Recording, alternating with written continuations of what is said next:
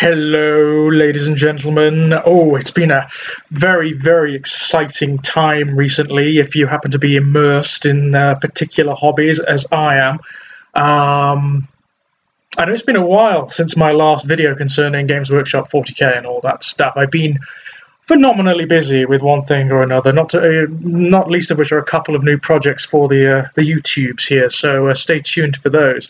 But recently we've had so much going on. The release of the new 40k, for example, which has been phenomenally exciting. I mean, the last release, 7th ed, was more apprehensive than exciting, I will fully admit, especially since that it wasn't really a new edition. It was 6.5, wasn't it? Not even that's fairly generous. It was really 6.2.5. Not much of a change from 6th ed, and certainly not enough of a change from 6th ed to make it workable, to make it functional. This is dramatic. This is phenomenally dramatic. It is I would argue the biggest change the biggest shake-up the foundations of the game have had since the transition from 2nd ed to 3rd ed, which of course was the first time you had a removal of all of the extraneous war cards and the weapon-specific templates that used to come in codices, and where every single tiny little thing from the most minute bit of war gear that a model would carry down, its special rules, its psychic powers, all came on cards. So you had to have copies of these damn cards for anything to work. It was a nightmare. It transitioned away from that from 2nd ed to 3rd ed to an almost entirely dice-based system. There were a couple of templates, but they were universal. You had the big ordnance template, the little explosion one, and the teardrop template. I mean, and even they're gone now. We now have an entirely dice-based system, which, quite frankly, is brilliant.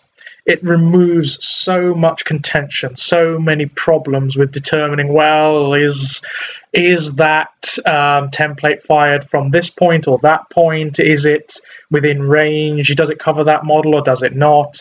Awkwardnesses provided by terrain and landscape, all that garbage. It's gone. Completely kaput. It is entirely dice-based.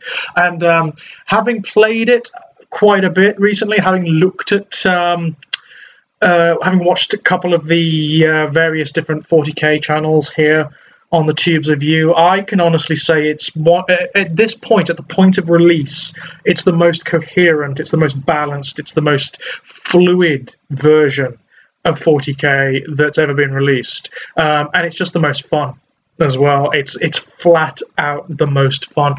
I've been having a ball with it. An absolute ball. I mean, yeah, don't get me wrong, it's a new system, so there are problems, there are always going to be problems, but you know what? Compared to previous editions of 40k, they're nothing. They are tweaks and fiddles and very, very little else. I love the new 40k, I really do. I generally tend to play narrative play. I like the PowerPoint system way better than the traditional point system. I think it's less cumbersome. I find it to be much easier to pick up and play.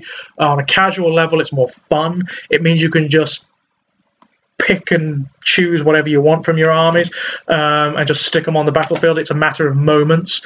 It's great fun. It really is.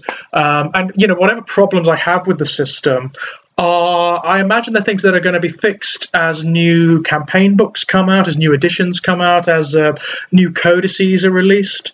It's fine. I mean, the major issues I have is that largely a lot of options and a lot of variety have been removed with the fact that formations and the old codices don't work anymore. They don't function, and it's fine. It's absolutely fine. Given the wholesale mess that 7th ed became towards the end of its life. Well, to be honest, it was a wholesale mess to begin with. It just became a bigger, more elaborate wholesale mess by the end of its life.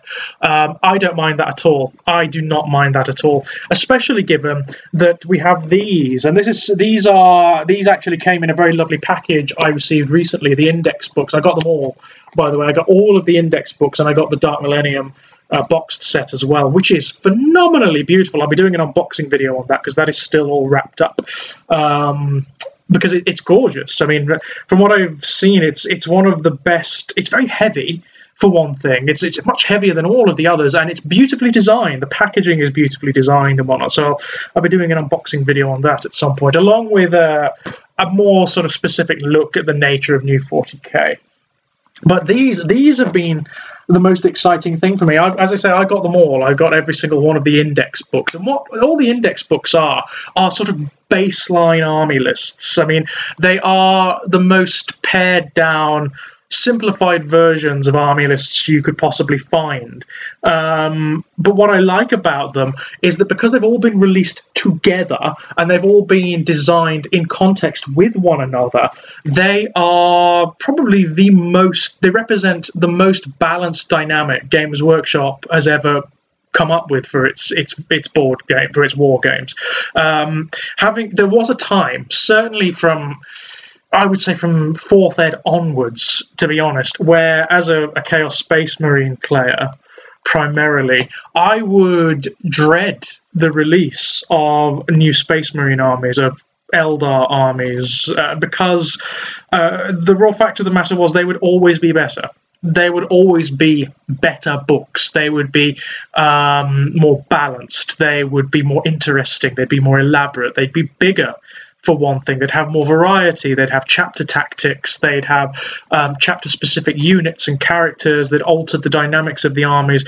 Chaos Space Marines just didn't have that. There was this tendency, I don't know why, for Chaos Space Marines to be treated as one of the lesser armies in the setting, despite the fact that they are the principal nemesis of the universe. So they are, if the Space Marines are the good guys, I'm loath to use that term with reference to any of the armies in 40k, given that even the good guys are more xenophobic, more ideologically extreme and militaristic, and indeed genocidal than the most extreme force or army you can think of in real life history. They're essentially, I mean, the Space Marines are big, genetically enhanced space Nazis, all of them are, but given the dynamics of the universe, they're generally presented as the good guys. But given that the Space Marines are the good guys and the Chaos Space Marines are their antithesis, that's the dynamic. They are the principal forces. They're the Antipodean factors upon which the balance of this universe functions. So for one to be treated so shoddily, whilst the other was given basically everything that they had but better, very frustrating. It's not the case anymore. It's just not the case. I've had a good read through all of the index books, and you know what? The Space Marine one is good. The Craftworld Elder one is good. The Tyranids are good. The Orcs are good. The Necrons are good. The Sisters of Battle are back. You can throw together wonderful Imperial forces now. You can throw together wonderful forces of Inquisitors and of Astra Militarium and of Adeptus Sororitas and all of this wonderful stuff. You can just chuck them together in one big army. It's great. It's absolutely wonderful. And for me, as a Chaos player, this book, although it is really pared down, a lot of the options, a lot of the character from the end of 2nd ed has been reduced in the interests of balance. Doesn't matter. I'm really pleased with this book as a baseline, in terms of providing baseline army lists from which later editions and codices can elaborate. I really can't complain. I really can't. It's a very, very decent book indeed. Not like a codex. Nothing like a codex. It doesn't have the elaborate background that codices tend to have. It doesn't have the wonderful artwork and insertions and all that kind of thing. It's just a baseline army list. It gives you enough background to be getting on with, to give you a theme and a flavour for the armies you can create. And then it just gives you the army list, which is very simple, so easy to use. Oh, thank Christ, thanks Slaanesh, actually.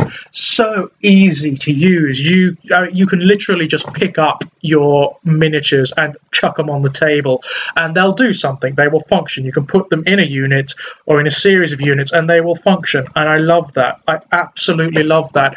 Not only that, but a lot of the units that were considered next to useless, certainly in the Chaos Space Marine army, now have a point and a function. Warp Talons. Warp Talons are actually really good now. Warp Talons, because of since all armies now have scatter mitigation, there's no scattering essentially, and they can charge out of deep striking. They're pretty damn nasty. Warp Talons have a point and a place now. Land Raiders, which were tended to be terribly dull and tended to be destroyed on the first turn, they actually have a point and a purpose now. Mutilators, which nobody in their right mind would have taken before, have a point and a purpose. And I can see actually using the damn things now. It's bizarre. It's absolutely insane. Chaos Space Marines now. You can actually put together a Chaos Space Marine army that actually has Chaos Space Marines in it, and they work. Odd thing, I know. I mean, it is for us Chaos players who have been relying on Chaos cultists for the last God knows how many years. They actually serve a function now, which is wonderful. Absolutely wonderful. I am unambiguously pleased with this book. There are issues with it, yeah, definitely, but you know what? They're tiny compared to the issues that previous Chaos Space Marine codexes have had. That bloody 6th ed codex that we've been suffering with for nigh on 2 years. I mean, it's nothing. Whatever issues this has, they are nothing. And I imagine they're going to be fixed as the codices are released. And we have every reason to think that the codices are going to be released. They've pretty much said they are, that they're going to be introducing the traitor legions, that they're going to be introducing codices for these specific chaos cults. And we know they are. We know they are simply because we have seen glimpses of the Death Guard miniatures that do not feature in this. They do not feature in this. Like, for example, those specific Death Guard Terminators that have featured in some of the Warhammer TV teasers, not in this. Not in this, because the miniatures haven't been released yet. So I can own a Mortarion, who we know is coming. We have every reason to think that probably one of the first Chaos codices is going to be the Death Guard, which is great. I sincerely hope, my most sincere hope, and I believe it's going to be the case, is that the codices now follow the patterns of the AOS battle tomes, because the AOS battle tomes for the Chaos forces are spectacular, particularly the more recent ones, the ones that revolve around representing the cult forces, so the god-specific forces in AOS, the Disciples of Tzeentch and the Blades of Khorne, which are the ones that have been released thus far. And I imagine there's a Nurgle one on the way, because we're getting Nurgle in 40k very soon. So I think it's fair to say. What I love about those books is that they introduce not only new units and new war gear and warlord traits and psychic powers and artifacts and all this wonderful stuff that characterizes armies.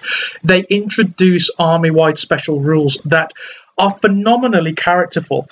A very good example is the Disciples of Tzeentch, which have this wonderful, very, very Tzeentchian army special rule, which it revolves around fate dice, which allows you to supplant a limited number of dice rolls in the game for dice rolled prior to the game, to represent the way that fate twists and turns and changes around the forces of Tzeentch. It is phenomenally characterful, beautifully clever, not game-breaking at all, but just lends this lovely subtle flavour to things. You know what, for my money, they could just transplant that into 40k for the Thousand Suns Tzeentch cult-specific codex as and when it drops.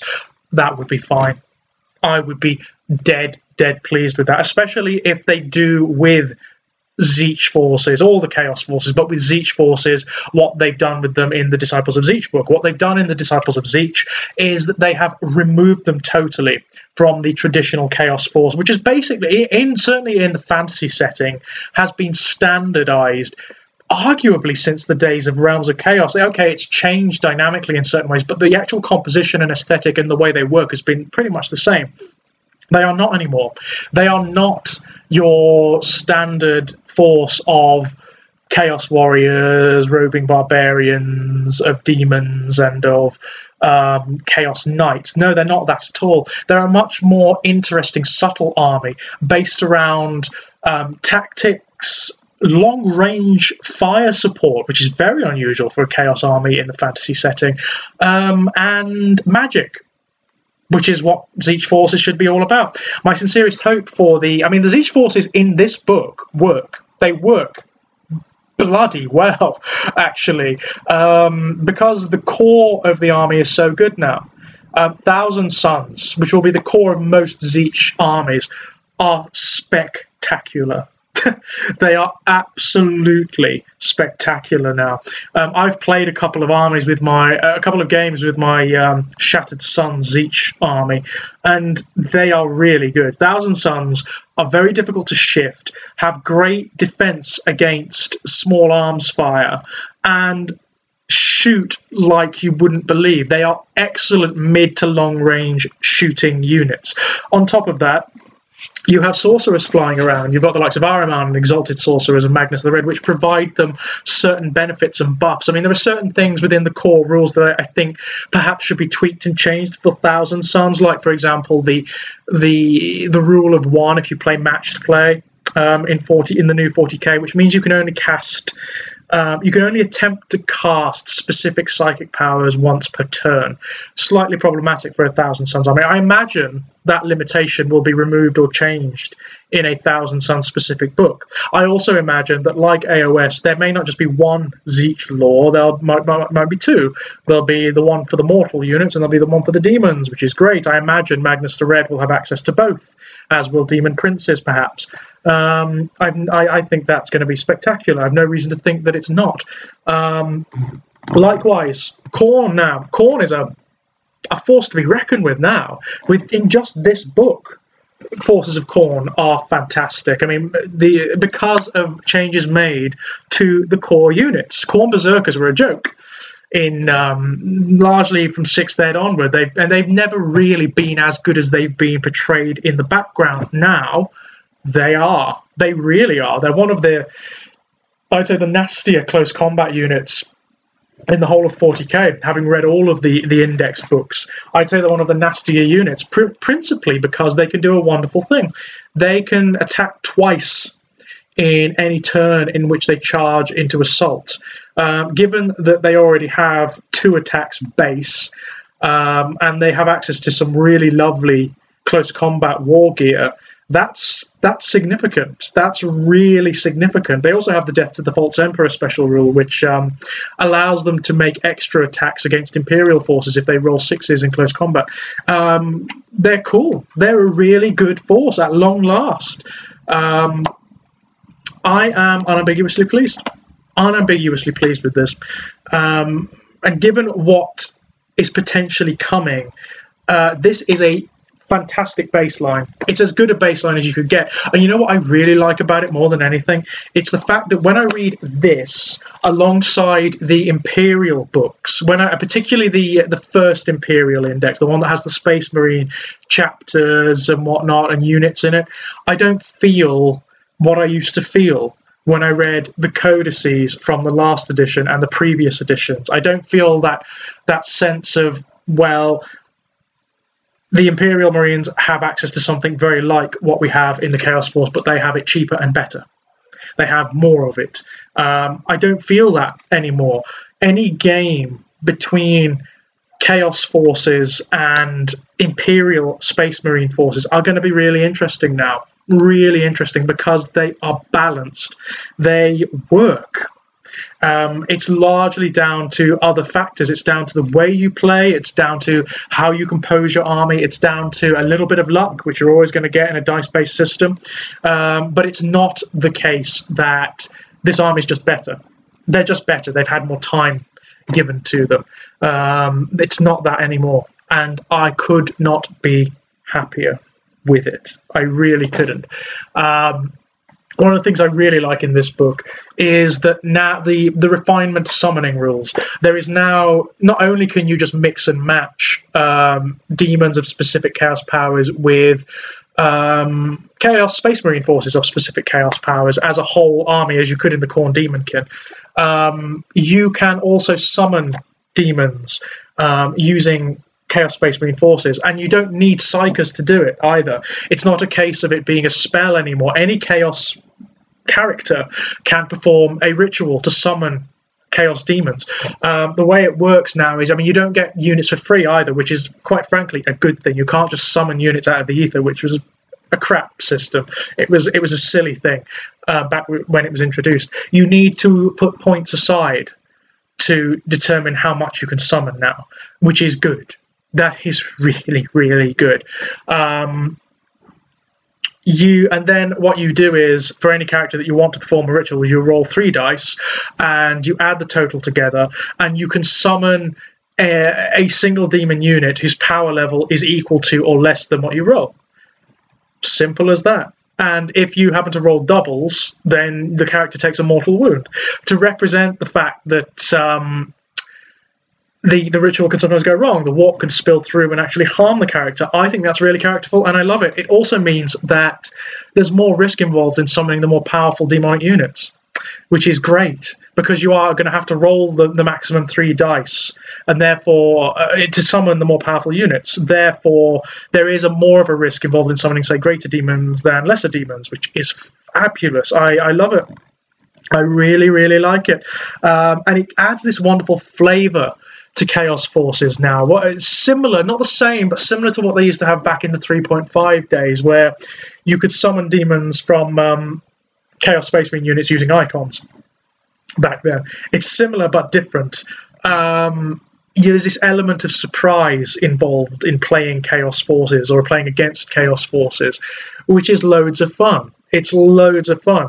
I also love the swiftness of these books. The fact that you just flick through. You can just flick through and pick your units, especially if you're playing narrative play. It's a simple matter. And it means also that, unlike back in 6th ed and 7th ed, where you'd have like loads of units that were half complete and couldn't be fielded because they didn't have this or they didn't have that, or you just didn't have the points to field them, it's not the case anymore. It's just not the case anymore. My Severed Angels army, which is behind me there, my Slaneshi Severed Angels, functions now. And not only does it function, it functions well, which it wouldn't in 7th or 6th ed, because it comprises lots of units that were considered garbage units. It is just wildly unbalanced. There's lots of infantry in it, lots of Chaos Space Marine squads, which is exactly what you didn't want back in 7th and 6th ed. It actually works now. I can put it down and play with it, and even though it is unbalanced in terms of it doesn't really have any long-range artillery at the moment, it works. It actually works, and will work against a more balanced army. Which I love. You can make these weird and wacky and unwieldy armies, and they work. They're not just fun, as they were back in 6th and 7th ed, where you could do it still, but they just wouldn't work. It would be an exercise in masochism or futility. You can do it now. You want an army full of dreadnoughts? Take an army full of dreadnoughts. You want an army that consists entirely, maybe a Hellforge army that consists of warp smiths, mutilators, obliterators, and demon engines? Do it. Take it. You know what? That army list would be fun, and it would be really difficult to fight against. It would actually present a lovely challenge. You could have like really a very pared down army, but with big centerpiece miniatures like Defilers and Forge Fiends and an Imperial, not an Imperial, no, I'll have to excoriate myself for that later. No, a Traitor Knight, that would be great. It'd be a fantastic army to play against. I'm unambiguously happy with this at the moment. The state of affairs, okay, there are things, yes, that need tweaking. Yes, there are things that can be changed. But you know what? Given how responsive the design team at 40K at Games Workshop have been recently, how fluid the communication is between them and the fan base, I can imagine that anything that needs fixing will be fixed sharpish. It will be fixed very soon. So yeah, unambiguously happy with this. I really cannot, for the life of me, complain. It's about the happiest I've been with a Chaos Space Marine army list for a very long time, and it's the happiest I've been playing the actual game for a very long time. So get out there and play it, guys. And if you haven't got your index book yet, go get it. Go get it. It's well worth it. They're well worth picking up. Next time, I'll probably have a look at a couple more of the index books as we go on, because there's a couple I really want to talk about. I would really love to talk about the Tyranids and the Necrons and how they function now. But I will do an unboxing of Dark Imperium, I think, at some point very soon. By the way, if you haven't watched it yet, my friend Adam Nicol and I, Grufflock, are doing a podcast on all things Games Workshop and Warhammer, the Fluff and Hammer. So go take a look at that if you have 2 minutes. We're concentrating more on. There's a lot of podcasts out there about Games Workshop stuff and Warhammer, but we want to do something different. We're not that interested, although we do talk about the rules. We're not that interested in the mechanics and the technical side. We're interested in the human side. We're interested in the experience of it, about the reminiscences, about what it was like finding this work as this stuff as a child or as a teenager, and what impact it's had on us, and what we love about the fluff and that kind of thing. It's good fun. It's good crack. So I'll be uploading episodes of that to this channel, by the way, so go take a look at that. And yes, I will see you all later.